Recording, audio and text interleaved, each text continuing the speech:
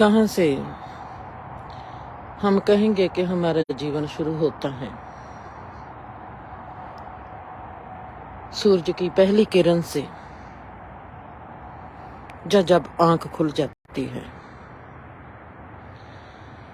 आंख खुलती है हमारी अंधेरे में भी,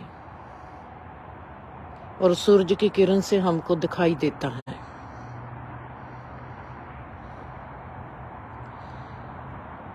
हर रोज का जीवन का बदलना,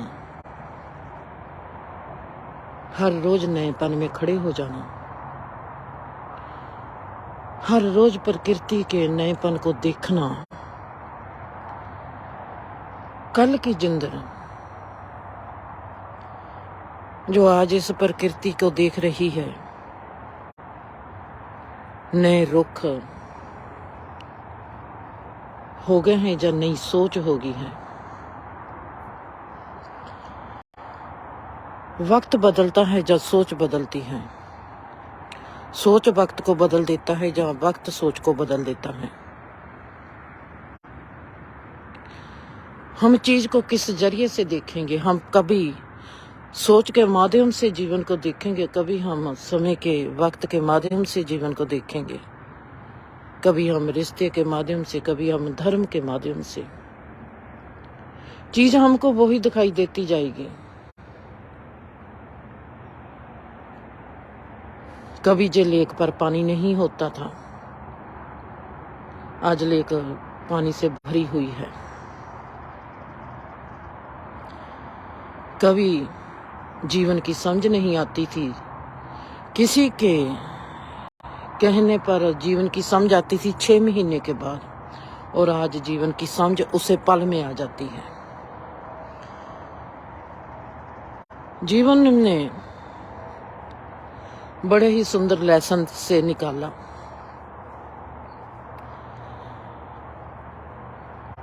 अपने आप पर सवाल सवाल सवाल सवाल करती आगे कदम बढ़ाती चली गई। सबसे गहरा लेसन जीवन के हर कदम में छुपा हुआ मिला। जहां पर भी कदम रखती हूँ वहां पर एक सबक होता है, एक समझ होती है जो खिलती है। वो जीवन के प्रति ही सुचेत नहीं करती, वो मौत के प्रति भी उतना ही सुचेत करती है। वो रिश्तों के प्रति सुचेत नहीं करती, वो जो अनदेखा रिश्ता है किसी के साथ, उसके प्रति भी सुचेत करती है। अगर मुझको दिखाई देने वाला रिश्ता मुझको समझ में नहीं आता तो मुझको अनदेखा परमात्मा कैसी समझ में आएगा? अनदेखे की बात को वहीं पर छोड़ दिया। जो मुझको मिला हुआ है, जो रुख मुझको मिला है, जो रुख क्यों मिला है, जे मुझको बीबी मिली है मुझको क्यों मिली है, जे मुझको सुखदेव मिला है क्यों मिला है, आज मुझको सुखवीर मिला है तो क्यों मिला है, आज मुझको देविंदर मिली है तो क्यों मिली है। इन सब के पीछे कुछ ना कुछ निजम सिखाने की विधि हो गई। मेरे जीवन ने मुझको सुखवीर के सन्मुख क्यों खड़ा कर दिया है? कुछ तो मैंने उससे सीखना होगा, कुछ तो वो मेरे लिए लेकर हाजिर हुआ होगा जो मुझको सिखाएगा, और मैं एक स्टूडेंट बनकर उसकी ओर देखूंगी। जीवन के इस खुले आसमान से भी खुला मेरा मन। मैं नहीं कहती कि जे आसमान खुला है मेरे से, मैं कहूंगी कि मेरा मन बहुत खुला है, जो छोटे से बच्चे से भी सीखने से कभी कतराता नहीं। वो सीखेगा। छोटे से बच्चे पर भी नजर पड़ेगी, छोटे से पक्षी पर भी नजर पड़ेगी।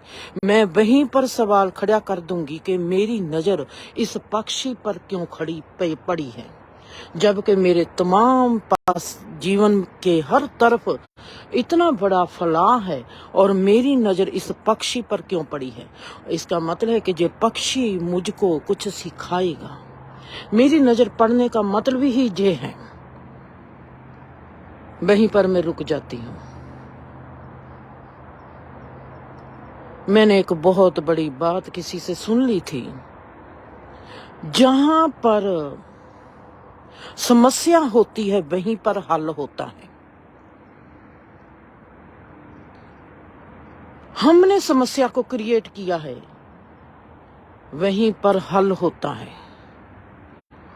जहां पर सवाल पैदा होगा, हम कहते हैं हमारे में सवाल पैदा हो गया, वो सवाल हमारे में क्यों पैदा हुआ है, हमारे में वहीं पर जवाब है।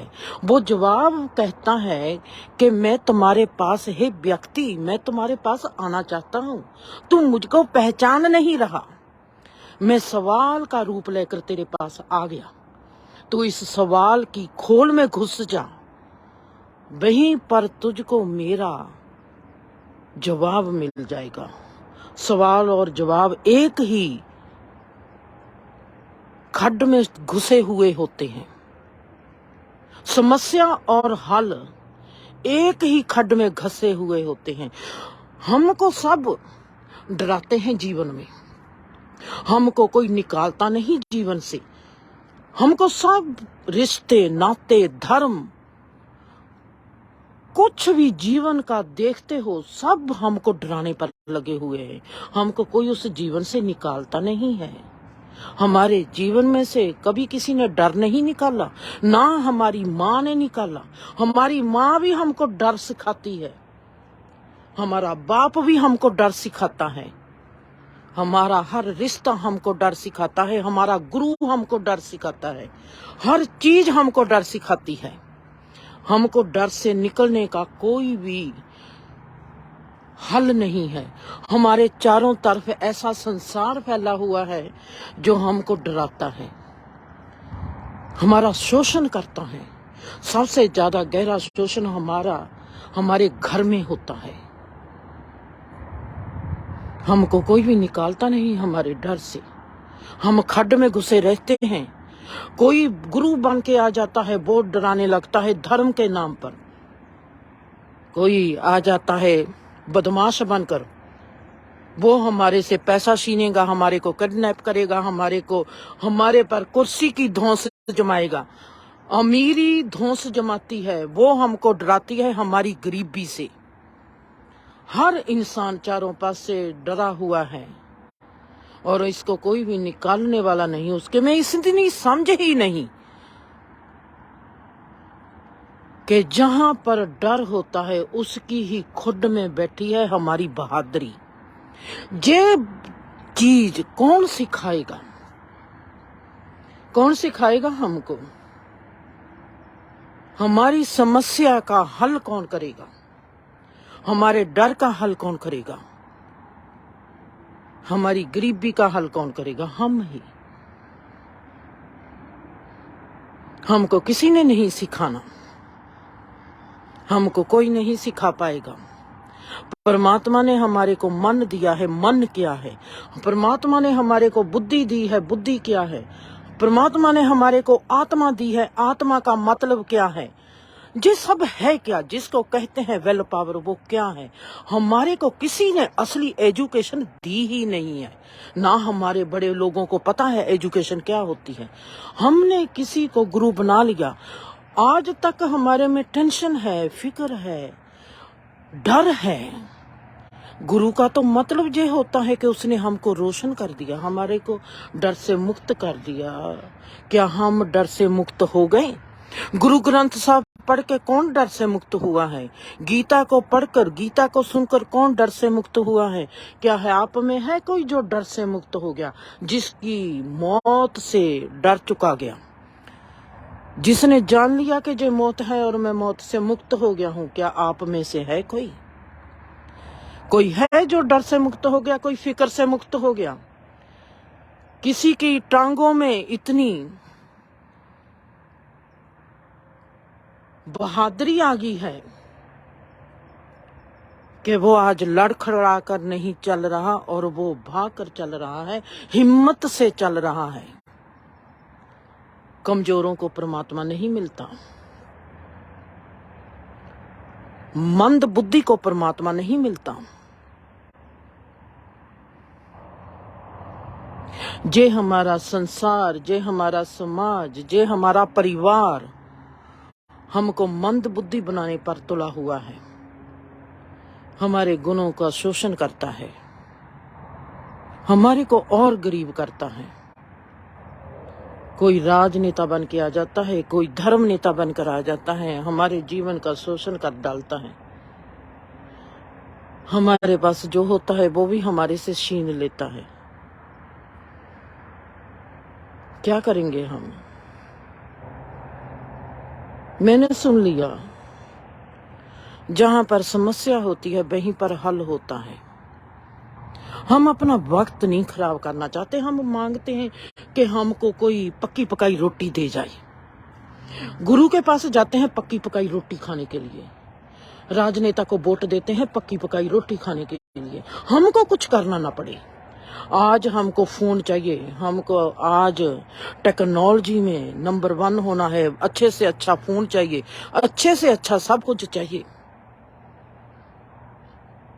हम सिर्फ नाक की खातिर जीते हैं। समाज है हमारी नाक।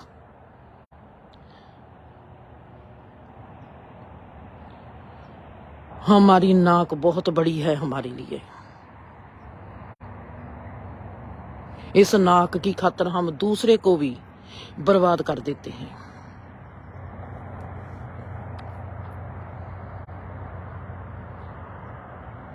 मैंने सुना समस्या में हल है। मैंने सुना जहां पर सवाल है वहीं पर जवाब है। कैसे? मैं कैसे ढूंढूंगी इस चीज को? मैंने ढूंढना है। मुझको वो पढ़ाई नहीं चाहिए कि पानीपत की लड़ाई कितनी बार हुई है और पानीपत की लड़ाई के क्या कारण थे और बाबर ने क्यों हमला किया और बाबा नानक को कहना पड़ा खुरासान का सामना किया, हिंदुस्तान डराया। मैंने देखना है बाबर ने हमला क्यों किया। मैंने देखना है मेरे घर में लड़ाई क्यों होती है, मेरी दादी और बीबी की लड़ाई क्यों होती है, मेरी ताई और बीबी की लड़ाई क्यों होती है और ताया क्यों लड़ता है, उनमें भीतर क्यों घुसता है। 2 औरतें लड़ती है तो आदमी को घुसने की क्या जरूरत है। पानीपत की लड़ाई से ज्यादा मुझको जानना है मेरे घर में लड़ाई क्यों होती है।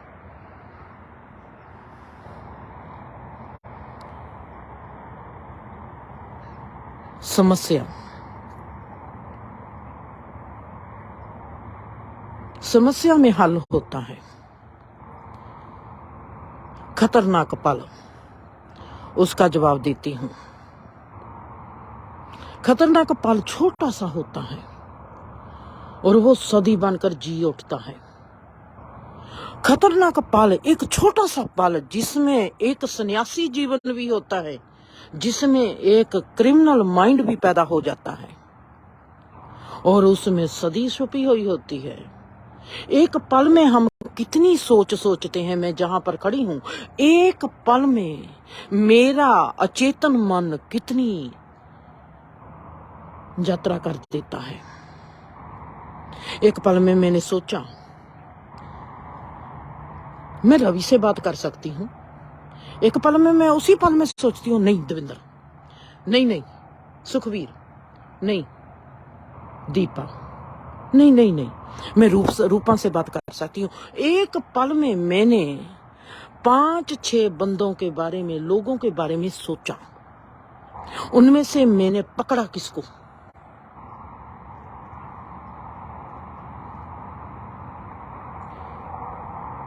उनमें से मैंने पकड़ा किसको? जैसा मेरा माइंड था, जैसी मेरी तमन्ना थी। मेरा मन रवि की ओर नहीं गया, मेरा मन दविंदर की ओर नहीं गया, मेरा मन सुखवीर की ओर नहीं गया, मेरा मन दीप की ओर नहीं गया, मेरा मन मेरी ओर नहीं गया। मेरा मन गया वो किसी खल खुंजे में बैठा वो इंसान जिसके साथ मेरा कोई वास्ता भी नहीं है, जो मुझको 6-7 साल पहले मिला है, वो मेरे में बैठा है। इसका मतलब है मैं जिंदगी जी रही हूँ रूपा के साथ, मैं जिंदगी व्यतीत कर रही हूँ दविंदर के साथ। वहां पर मेरा मन नहीं है। इसका मतलब है कि ये जो मेरी बॉडी थी रूपा के साथ थी, दविंदर के साथ थी, पर आज जब मेरा वो खतरनाक पल आया जिसमें मैं सन्यासी भी हो सकती हूँ, वो खतरनाक पल है। खतरनाक पल क्यों है? उसको मैंने खतरनाक पल क्यों कहा है? कि वहां पर मेरी जिंदगी बदलेगी। वहां पर जहां तो मेरे से सुंदरता कोई पैदा होगी, जहां बीज फुटेगा, जहां मेरे में सुंदरता कोई पैदा होगी, जहां मेरे में गुनाह कोई पैदा होगा, जहां मैं किसी को आबाद कर डालूंगी, जहां मैं किसी को बर्बाद कर डालूंगी, चाहे वो मेरा वक्त हो, चाहे किसी और का वक्त हो, चाहे वो मेरा किरदार है, चाहे किसी और का किरदार है, वो पल, अगर वो पल मेरा क्रिमिनल पल बन गया, इसका मतलब है कि मैंने 5 साल वो जो मेरी खल में बैठा है इंसान, मैंने उसी के साथ जिया है। और मेरा धड़ था रूपा के साथ, और मेरा धड़ था दविंदर के साथ, पर मैं जी रही थी उस इंसान के साथ। 5 साल मैंने उसी के साथ बिताए हैं। मेरे मन में कौन बैठा है सदी?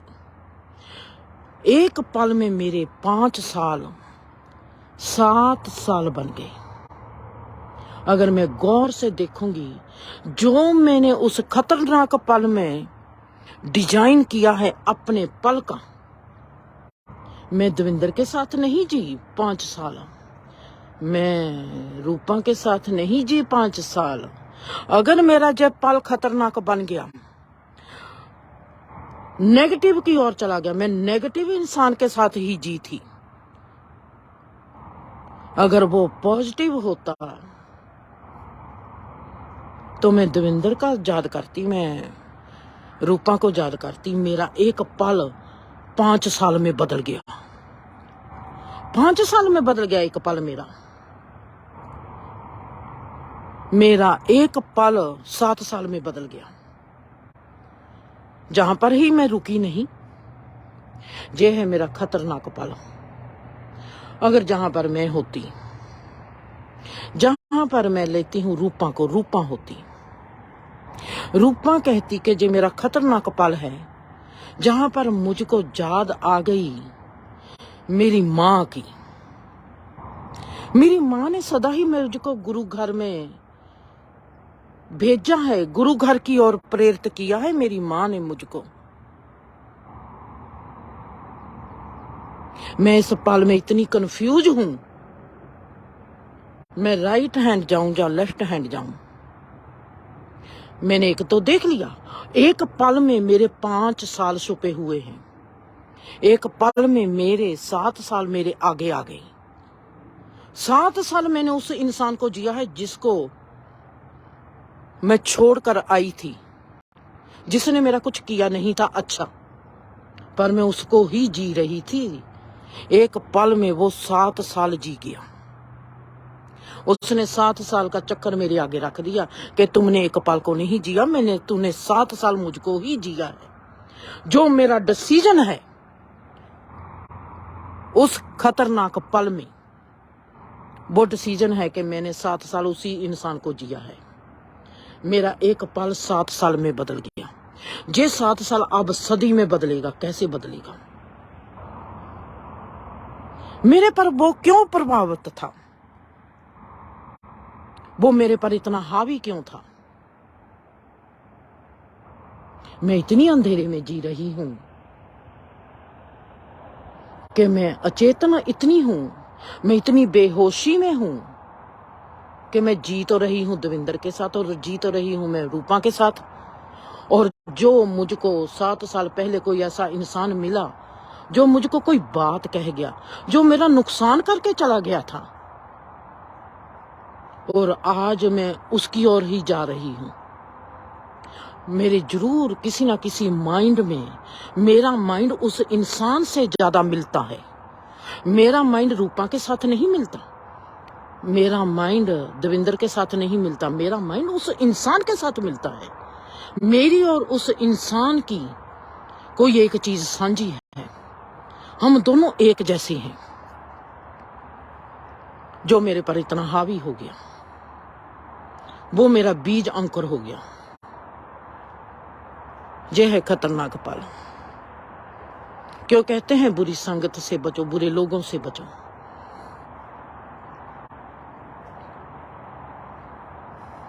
क्यों कहते हैं जब जीवन का मोड़ बिंगा टेढ़ा आता है तो कार स्लो चलाओ।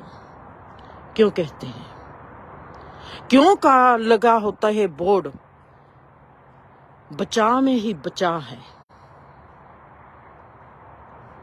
हमने जीवन को कभी गौर से देखा नहीं। सीधी सड़क पर कभी नहीं लिखा होगा आगे मोड़ है। जहां पर मोड़ होता है वहीं पर लिखा होता है कि आगे मोड़ है। हम जीवन को कैसे नहीं गहरा देखते, हम कैसे कह सकते हैं कि हम समझदार हैं। एक बोर्ड, सिंपल सा बोर्ड कहता है बचा में बचा है। हमने कब अपना बचा किया है? स्लो चलाओगे तो बहुत ही देर नहीं होगी, अगर तेज चला लिया, एक्सीडेंट हो गया तो बहुत देर हो जाएगी। हमने कभी आम सी जिंदगी में अपने आप को कभी मोहलत नहीं दी जागने की। और आप सोचते हो कि आप स्पिरिचुअल हो और आप परमात्मा के प्रति जाग जाओगे। जो रिश्ते के प्रति नहीं जागा, वो परमात्मा के प्रति कब जागेगा? हो ही नहीं सकता। वो सोचता है कि मुझको रिश्ता अच्छा नहीं मिला इसलिए मैं नहीं जागा। मैं सोचती हूँ कि मुझको बीबी अच्छी नहीं मिली, शायद मैं इसलिए नहीं जागी। क्या मुझको मोनिका नहीं मिली थी? क्या मुझको अरियाना नहीं मिली? क्या मुझको रवि नहीं मिला? क्या मुझको देविंदर नहीं मिला? क्या आज मुझको सुखवीर नहीं मिला? क्या आज मुझको दीप नहीं मिली? क्या आज मुझको जीवन ने रूपा नहीं दी? क्या आज मुझको नीना नहीं मिली? क्या मुझको बीना नहीं मिली? क्या मेरी टीना दोस्त नहीं थी? मुझको क्या नहीं मिला? क्या मुझको मेरा भाई नहीं मिला? क्या मुझको मेरी भाभी नहीं मिली? मेरे रिश्ते मुझको जगाने के लिए मिले थे। क्या मैं जागी?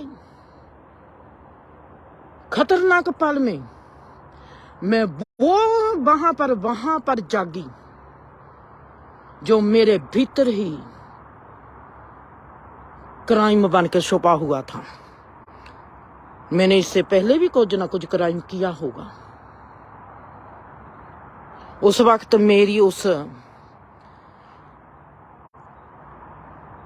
मेरे कदम की सजा मैंने अपने और रिश्तों को दी होगी। आज मैंने अपने इस कदम की सजा अपने और रिश्तों को दे दी। अब मेरी बारी आएगी सजा भुगतने की। मैं इस सजा को कम करना चाहती हूँ। इस सजा से मेरे को पता चल गया कि मेरे से गलती होगी। मैंने अब इस सजा को कम करना है। मैं कैसे कर पाऊंगी? जहां पर सवाल है वहीं पर जवाब है, जहां पर डर है वहीं पर बहादुरी है, जहां पर समस्या है वहीं पर हल है। मैंने उसको ढूंढना है, क्योंकि मैंने तो गलती कर डाली। मैंने रूपा को नहीं फोन किया, मैंने देविंदर से बात नहीं की जिनके साथ मैं जी रही थी। मैंने उनको नहीं जिया। मैंने जिया है जो 7 साल 8 साल पहले, जो 20 साल पहले मुझको कोई मिला हुआ था उसको। क्योंकि मेरा माइंड क्रिमिनल है। मैं अपने आप को कभी भी अच्छे माइंड की नहीं मानूंगी। मुझको पता चल गया कि अगर मेरे कंफ्यूजिंग माइंड में कंफ्यूजन डिसीजन होता है, इसका मतलब है कि मेरा माइंड अच्छा नहीं है।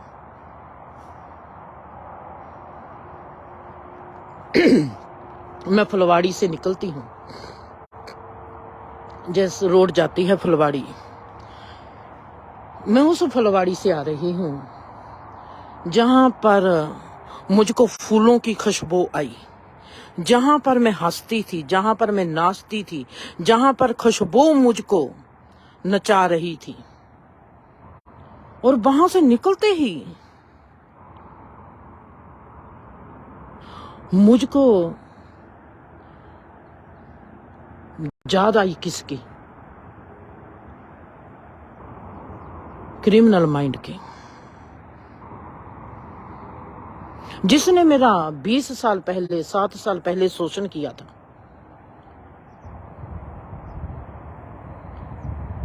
खुशबू को भूल गई।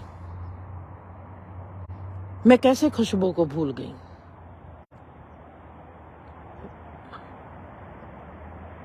क्योंकि मैं बुरी हूं, इसलिए। मेरे में है कि मेरे को अच्छा नहीं मिला। मेरे को अच्छा इसलिए नहीं मिला क्योंकि मैं खुद बुरी हूं, इसलिए मुझको अच्छा नहीं मिला। मुझको अच्छा मिला था, मेरी रूपा मुझको मिली थी, मुझको मेरी दविंदर मिली थी, मेरी दोस्त मिली थी, मेरे को बच्चे मिले थे, मुझको दर्शन अच्छा मिला था। गलत गलत है, गलत गलत गलत। अब मैंने गलती तो कर डाली। मैं सोचने लगी हूं अब कि मुझको सब कुछ अच्छा मिला था, मैंने उनकी ओर ध्यान क्यों नहीं दिया? मेरे से जे गुनाह क्यों हो गया? मेरे से जे गलत कदम क्यों रखा गया? अब मैं सोचती हूँ कि कहते हैं कि समस्या में ही हल है। मैंने जो समस्या कैसे क्रिएट की है, वहीं पर हल है। मैंने उसको अब ढूंढना है। मेरी इस समस्या का, मेरी इस गलती का हर्जाना किस किस को देना पड़ा, वहां पर मेरा हल हुआ। बाबा कबीर, उनकी धर्मपत्नी कहती है, आज हमारे घर में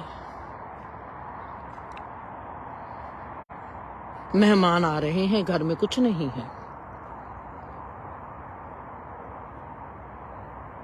वो देखता है कि सभी दुकानें बंद हैं,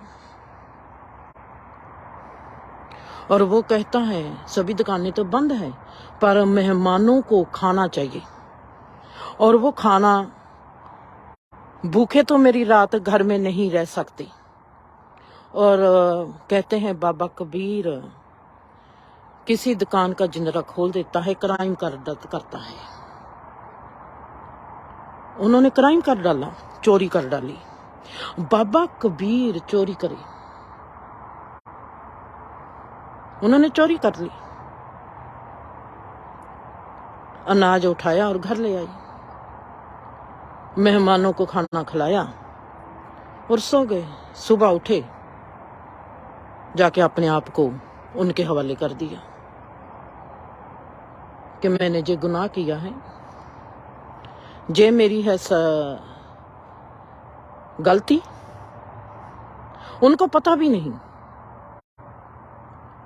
जाके अपना गुनाह कबूल किया, जे मेरी गलती है। आप मुझको सजा दोगे या मैं खुद को सजा दूं? सबसे अच्छा इंसान वो होता है जो माफी नहीं मांगता, सजा मांगता है। जो माफी मांगता है वो गलत इंसान है, उसको कभी माफ मत करना प्लीज, कभी माफ मत करना। जो गलत इंसान है, जो माफी मांगता है, जो आपसे कहता है मुझको सजा दो, मेरे से जो गुनाह हो गया उसको सजा दो। अब हमने देखना है कि उसको सजा कैसे मिलनी चाहिए। अगर जो गलती उसकी दूसरी बार है तो उसकी सजा और होगी, अगर जो गलती उसकी तीसरी बार है तो उसकी सजा और होगी, अगर जो गलती उसकी पहली बार है तो सजा और होगी, या अगर उसकी गलती जो चौथी बार है तो उसकी सजा और होगी।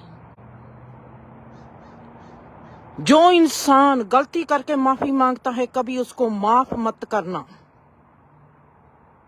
अगर वो कहता है कि मुझको सजा दो, मेरे से जो गलती होगी, उसको सजा मिलनी चाहिए, ताकि उसका माइंड और उसका जीवन और उसकी कुल का जीवन सुंदर हो सके। कभी अपनी दयालता मत दिखानी। ये दयालता नहीं होती कि आपने कह दिया, जीसस ने कहा है कि कोई आपके मुंह पर थप्पड़ लगाता है तो उसके थप्पड़ लगा दो। उसको दूसरा अपना चेहरा भी कर दो कि इसके इस तरफ भी थप्पड़ लगा लो।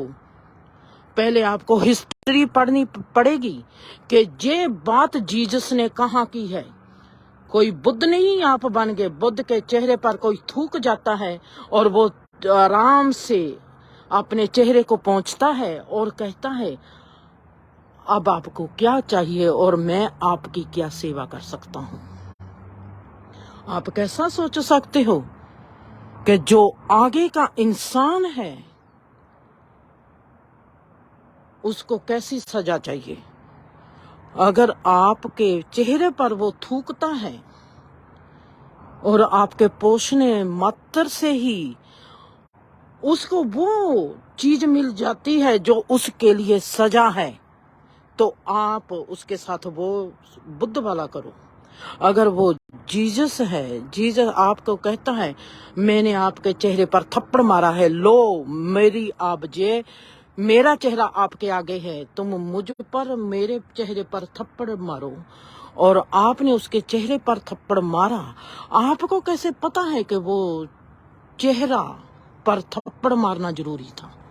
आप कैसे देखोगे कि इस इंसान को क्या मिलना चाहिए? आप कैसे देखोगे? आपको देखना आना चाहिए। अगर बुद्ध ने थुक को पहुंच दिया, वो इंसान कैसा था कि उसके थुके हुए थुक को पहुंच देता है। अगर जीसस ने उसके चेहरे पर अपनी और दूसरी साइड कर दी, क्योंकि वो इंसान कैसा था देखना चाहिए। बीरबल है, बैठे हैं, अकबर के दरबार में कोई आता है, वो कहता है इसने चोरी की है, इसको सजा मिलनी चाहिए। राजा अकबर बीरबल को कहते हैं कि तुम फैसला करो। बीरबल कहता है इसने चोरी की है, इसको 1 महीने की सजा। कहते हैं जी, राजा अकबर कहता है इसको 1 महीने की सजा। कहता है नहीं, फैसला हो गया। बीरबल कहते हैं फैसला नहीं हुआ। आप गथामा पढ़ते हैं, अपने जीवन में कभी लागू भी किया है? कभी कुछ आप बड़े बड़े खानदानों की बातें करते हैं, आप कहते हैं हमारा इंडिया ऐसा है। आपने कभी एजुकेशन का सिस्टम देखा है? आपने अपने घर का सिस्टम देखा है? आपने धर्म नीति का सिस्टम देखा है? आपने क्या किया है अपने जीवन को सुंदर बनाने के लिए? क्या किया है? बीरबल कहते हैं राजा अभी बैठो, अभी ये कसूरवार नहीं है, अभी 3 कसूरवार मैंने और देने हैं आपको। इसको चोरी करनी पड़ी। क्यों चोरी करनी पड़ी? कि जिसके घर में चोरी की है उसको भी सजा मिलेगी। जिसने चोरी की उसको 1 महीने की सजा, जिसके घर में चोरी की उसको 2 महीने की सजा, और जिसके हालात जिसने उसके ऐसे बनाए उसको 3 महीने की सजा, और जो राजा है उसको 4 महीने की सजा। और राजा अकबर को 4 महीने के लिए राजगद्दी से उतारा गया। वो राजा अकबर था, वो सही राजा था जो राजगद्दी से 4 महीने के लिए उतर गया। आज आप किसी की कुर्सी लेंगे, कोई नहीं उतरेगा, क्योंकि नाक बहुत बड़ी है हमारी। हम जीवन को सुंदर बनाना नहीं चाहते, हम समाज को सुंदर बनाना नहीं चाहते, हम रिश्तों को सुंदर बनाना नहीं चाहते, हम किसी भी इंसान को सुंदर बनता देख ही नहीं सकते। हम इतने गंदे हैं। हमारे में से कोई सुंदर इंसान बन जाए, कोई सुंदर इंसान पैदा हो जाए, हम कभी चाहेंगे नहीं। सजा जो मांगता है, जो माफी मांगता है उसको कभी माफ मत करना। जो सजा मांगता है उसको सजा दो। वो अच्छा इंसान है जो कहता है मुझको सजा मिलनी चाहिए, जो आपकी माफी कबूल नहीं करता। अच्छा इंसान कभी भी माफी कबूल कभी भी नहीं करेगा। जो माफी मांगता है और माफी कबूल कर लेता है वो गंदा इंसान है। जिसने गुनाह किया है उसको सजा मिलनी चाहिए। सबसे अच्छा है कि वो जैसी उसने गलती की है उसको अपने लिए आप ही सजा अपने लिए लेनी चाहिए। अगर उसको नहीं समझ लगती कि मुझको कैसी सजा मिलनी चाहिए, वो किसी अच्छे इंसान से, सियाना इंसान अगर उसकी जिंदगी में है, तो उसे पूछे कि मुझको क्या सजा मिलनी चाहिए और मुझको वो सजा कबूल है और मुझको वो सजा दो। उसको सजा मिलनी चाहिए। मेरी जिंदगी में बहुत इंसान है ऐसे। मेरा पुत्र है रवि, अगर वो गलती करेगा वो कहेगा कि माँ मुझको क्या सजा मिलनी चाहिए, मैं कहूंगी रवि तुझको ये सजा मिलनी चाहिए और वो सजा वो कबूल करेगा।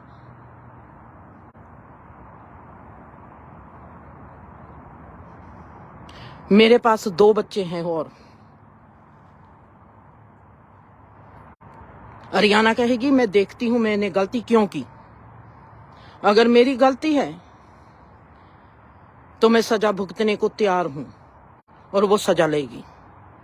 सबसे बड़ा हूं मैं, मेरी जिंदगी का सबसे अच्छा इंसान मैं ही हूं और मैं कभी भी गलती करूंगी, मेरा उस इंसान ने चाहे कितना भी बुरा क्यों ना किया हो, मैं उसका गुनाह नहीं देखूंगी, मैं मेरा गुनाह देखूंगी कि मेरे से ये गुनाह क्यों हो गया और मैं सबसे पहले अपने आप को सजा दूंगी।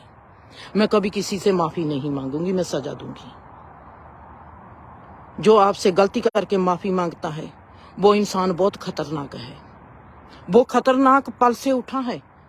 आपने आज उसको माफ कर दिया तो कल को बड़ा खतरा लेके आगे आएगा, क्योंकि उसने अपने हालात को सुधारा नहीं, उसने अपने माइंड को नहीं सुधारा। हमारे खानदान में अगर मेरे से क्राइम हुआ है, मेरी माँ ने मुझको नहीं सुधारा। अगर मेरे से क्राइम कोई हुआ है, मेरे बाप ने नहीं मुझको सुधारा। अगर मुझसे कोई क्राइम हुआ है, मेरे घर वाले ने, मेरी घरवाली ने नहीं मुझको सुधारा। मुझको सुधारने वाला कोई नहीं, मुझको माफ करने वाले हैं। माफ किसके लिए करते हैं? अपनी नाक के लिए, समाज के लिए, कि समाज को ना पता लग जाए कि हमारे घर में ये क्राइम हुआ है।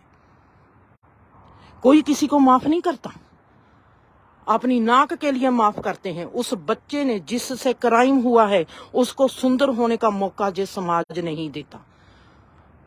अपनी नाक को सुंदर बनाए रखने के लिए जो मौका मिलते हैं कि हाँ जी ये सब बच्चे ने माफी मांग ली और हमने इसको माफ कर दिया, पर उसको सुंदर कोई नहीं बनाता।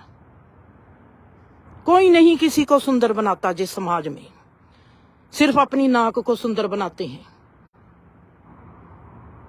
ऐसा घर वाला नहीं होना चाहिए जो कह दे कि मुझको समाज क्या कहेगा, मुझको मेरा जे नुकसान हो जाएगा। उसको माफी नहीं मिलनी चाहिए, उसको सजा मिलनी चाहिए। पहली बार गुनाह हुआ है, सजा और होगी। दूसरी बार गुनाह किया है, सजा और होगी। तीसरी बार गुनाह किया है तो सजा और होगी। चौथी बार गुनाह किया है तो सजा और होगी। राजा अकबर 4 महीने के लिए अपना राजपाट छोड़ सकता है, ये है असली राजा। एवं ही किसी को राज नहीं मिल जाती, एवं ही कोई ऋषि मुनि पीर पैगंबर नहीं बन जाते। कुर्बानी करनी पड़ती है, कुर्बानी सहनी पड़ती है, कुर्बान होना पड़ता है। गुरुद्वारे मंदिर मस्जिद जाके मत्था टेक के हर रोज वाहिगुरु कह के, हर रोज राम राम कह के तुसी कुछ प्राप्त नहीं कर पाओगी। ऐसे ही एक दिन मर जाएगा। जो इंसान अपने फिक्र से आज फ्री नहीं हो सका, आप सोचते हो कि वो इंसान पीर पैगंबर और उनको स्वर्ग मिल जाएगा, हो ही नहीं सकता। आपके जो गुरु हैं, धर्म गुरु हैं, वो झूठे हैं, सब झूठ बोलते हैं आपसे। जिनको जीवन सुखी करना नहीं आता, अपने आप का जीवन सुखी नहीं करना आता, वो लोगों को स्वर्ग कैसे मिल जाएगा? कभी नहीं मिलेगा।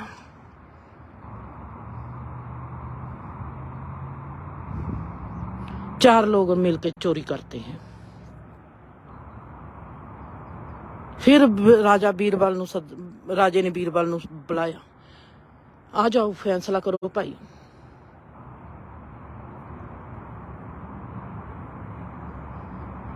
बीरबल फिर फैसला करते हैं, चारों के पास जाकर खड़े हो जाते हैं। चारों को सजा देते हैं। एक को सजा मिलती है वो ही 1 दिन की, एक को सजा मिलती है 7 दिन की, तीसरे को सजा मिलती है 1 महीने की, और चौथे को सजा मिलती है उम्र भर की। 1 क्राइम और 4 सजाएं। चारों ने चोरी की है, चारों को सजा अलग अलग क्यों? सियाना इंसान कौन देता है सजा? सजा देने वाला कौन है? वो है बीरबल। सजा किसको मिलती है, कैसी मिलती है सजा?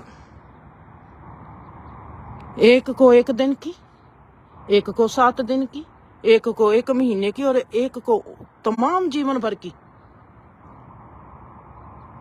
हम कहेंगे कि बड़ी बहुत बेइंसाफी है। ईमानदारी बहुत गहरी है। ईमानदारी होती है जीवन के साथ, इंसान के माइंड के साथ। इंसान कैसा है? गुनाह के साथ जो कर्म किया गया, क्रिया के साथ इंसाफ नहीं होना चाहिए, इंसान के साथ इंसाफ होना चाहिए। इंसान कैसा है? जो इंसान को मुख रख के फैसला करता है, वहां पर सही फैसला होगा, वहां पर समाज सुंदर बनेगा, वहां पर इंसान सुंदर बनेगा, वहां पर परिवार सुंदर बनेगा।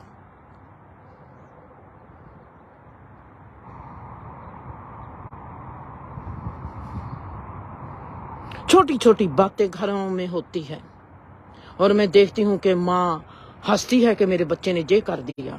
किसी के घर में जाती हूँ, 5 साल का बच्चा है, वो अपनी माँ को बोलता है, बुढ़िया तू क्या करती है? अपनी माँ को 5 साल का बच्चा जब गलत बोलता है, भर घर के सभी लोग हंसते हैं, कहते हैं देखो ये बच्चा कितना सुंदर बोलता है, कितना प्यारा लगता है। और मैं उठती हूँ और उसके एक थप्पड़ लगा देती हूँ। वो सभी जो हंसते हैं एकदम सीरियस हो जाते हैं, ये क्या हो गया? वो हंसते हैं, हमारा 5 साल का बच्चा कितनी सुंदर बातें करता है। वो माँ को गलत बोलता है, उनकी जुबान में आता है माँ के लिए गलत अल्फाज, और उनको घर के लोगों को लगता है कि ये 5 साल का बच्चा कैसे बोलता है, उसकी तुतली आवाज है और कितना अच्छा बोलता है, उनको प्यारा लगता है। और उतने लोगों के भीतर से मैं उठती हूँ और उस बच्चे के चांटा लगा देती हूँ। सबकी हंसी हंसी उसी पर बंद हो जाती है। किसी में हिम्मत नहीं मेरे से पूछने की। बच्चा रोता हुआ वहां से चला जाता है और तब मैं हंसती हूँ। जब वो हंसते हैं मैं नहीं हंसती, जब मैं हंसती हूँ वो नहीं हंसती, और मैं उठकर चली जाती हूँ उनके घर से, अपने घर में आ जाती हूँ। इस घटना को बीते बीते 15 दिन बीत गए।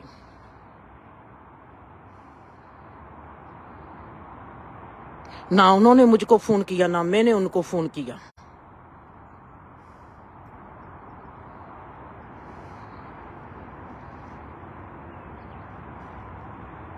फिर मुझको अपने घर बुलाते हैं और मैं उनके घर जाती हूँ।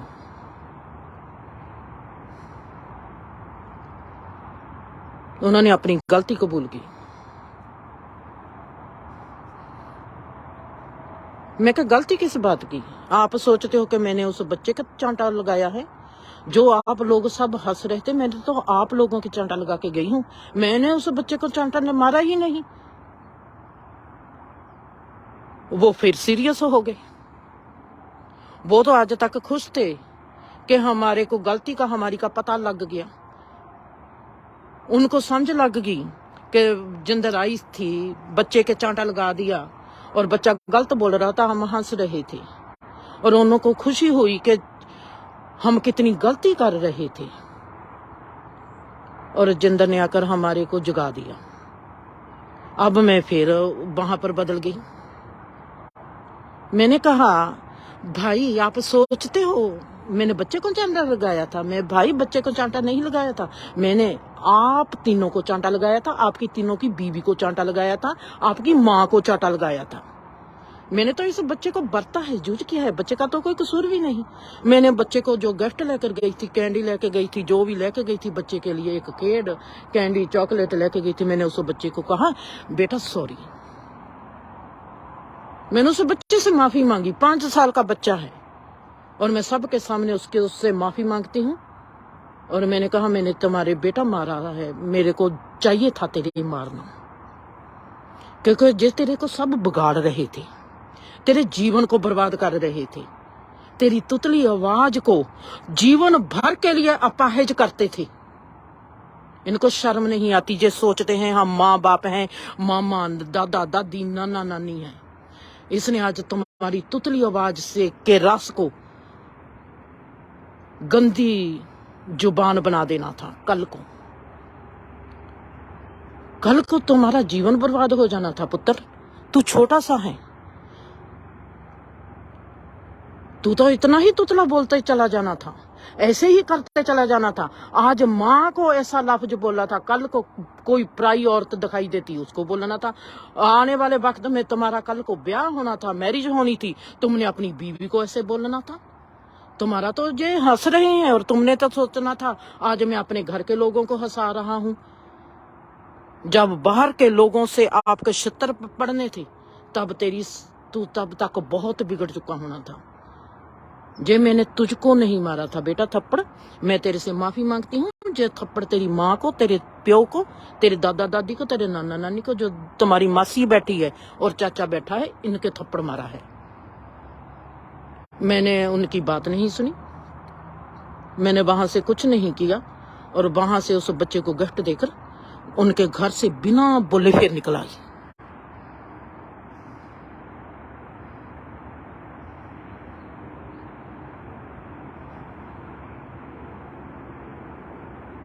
मेरा सिखाने का तरीका और है। सजा मिलनी चाहिए। कोई भी आपके घर में बच्चा छोटा सा भी कोई क्राइम करता है, उसने आकर कह दिया सॉरी, उस सॉरी को कभी कबूल मत करना। अगर तुमने सॉरी कबूल कर ली, तुमने उस बच्चे की जिंदगी बर्बाद कर दी। सजा के बिना किसी भी रिश्ते को कभी कबूल मत करना। अगर आपके किसी भी रिश्ते ने कोई गलती की है,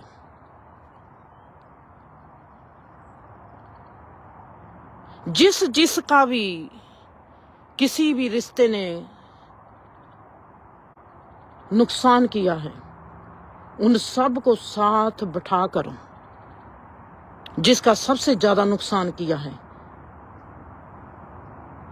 वो माफ नहीं करेगा।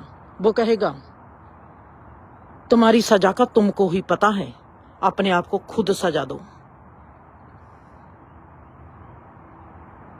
सजा मिलनी चाहिए। खतरनाक पल में जो गुनाह करता है उसको सजा मिलनी चाहिए। जो खतरनाक पल में दुआ बनता है उसको नमस्कार मिलना चाहिए। अगर आप समाज अच्छा चाहते हो, अगर आप परिवार अच्छा से चाहते हो, अगर आप अपने बच्चों को अच्छा बनाना चाहते हो, कभी भी किसी की माफी को माफ मत करना। माफी कोई कहता है मुझको माफ कर दो, किसी ने कह दिया सॉरी, सॉरी कहने वाला कौन है, उसकी बैकग्राउंड जरूर चेक कर लेनी पहले।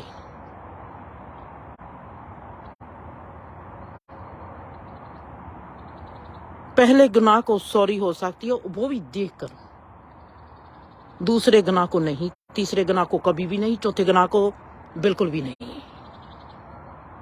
अगर आप उस इंसान का भला सोचते हो, उस इंसान को सुंदर बनाना चाहते हो, आप चाहते हो कि उस इंसान का जीवन बच जाए, जिसका उसने सबसे ज्यादा नुकसान किया है, उस जैसा जीवन उसको अब आप व्यतीत करना पड़ेगा अपने लिए, बिना किसी को बताए।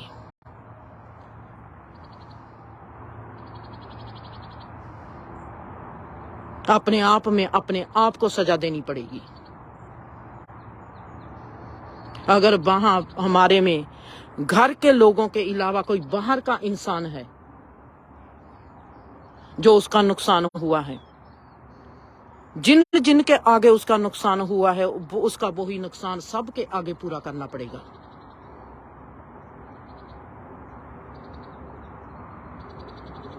माफी नहीं, सजा कबूल करनी पड़ेगी। अगर आपने गलत किया है तो सजा कबूल करो, अगर आपने अच्छा किया है तो नमस्कार कबूल करो।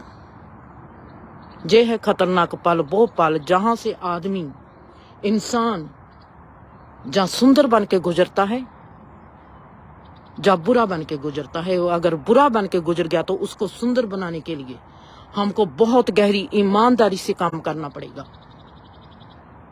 ईमानदारी, सबसे ज्यादा गहरी ईमानदारी का सुंदर पॉइंट है जस्टिस, इंसाफ। अगर आप इंसाफ नहीं करते, जिनके साथ बुरा होया उस पल में जिनका कसूर भी, जिन लोगों का कसूर भी नहीं होता, जो मारे जाते हैं, जो चक्की में वैसे ही पीसे जाते हैं, उनके साथ इंसाफ जब तक नहीं होगा वो इंसान प्रभाव से खाली नहीं हो सकता।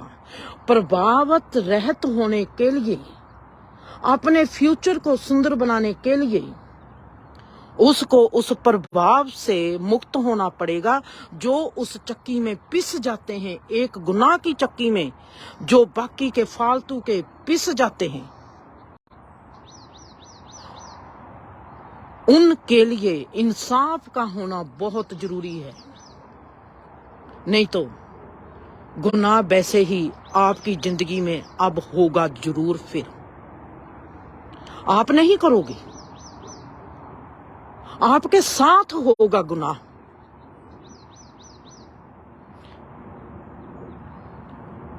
कल को आपका कोई बच्चा उठ सकता है, कल को आपका कोई रिश्ता उठ सकता है, कल आपका भाई उठ सकता है, कल को आपकी भाभी उठ सकती है। कोई भी रिश्ता आकर आपके साथ वो ही कर डालेगा जो आपने किया है। वारिस बनते हैं हम अपने फ्यूचर के, अपने आप के। सजा जरूरी है, सजा मिलनी चाहिए, बहुत जरूरी है सजा।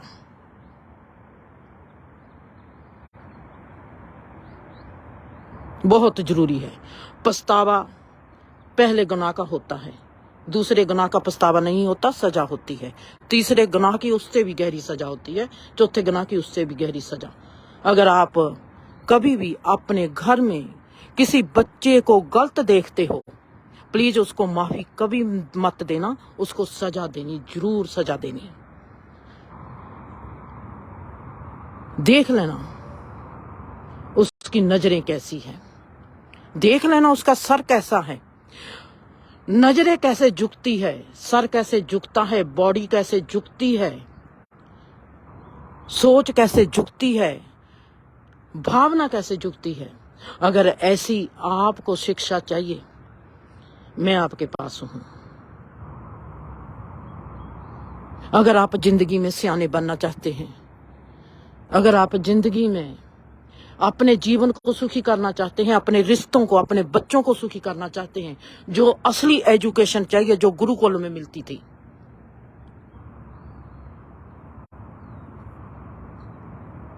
उसके लिए मैं हाजिर हूं और मुझको पता है कि मैं वो शिक्षा दे सकती हूं। अब है वक्त एक्सरसाइज का। कल को मैं 2 सवाल लेकर आ रही हूं। एक आपको बताना है कि 10वां द्वार क्या होता है। वो 10वां द्वार नहीं होता। 10वां द्वार बहुत ही गुज्जा हुआ एक द्वार है। वो कैसे खुलता है, वो 10वां द्वार से पहले वहां तक पहुंचने के लिए हम किस द्वार की कैसे शुद्धि करनी है। 10वां द्वार नाम क्यों रखा गया, वो गुप्त द्वार है, वो कैसे खुलेगा। जहां जे हमारे 9 द्वार हैं जो वो ही एक बन जाते हैं। 10वां द्वार आपने सुना होगा, 10वां द्वार और हठ योग।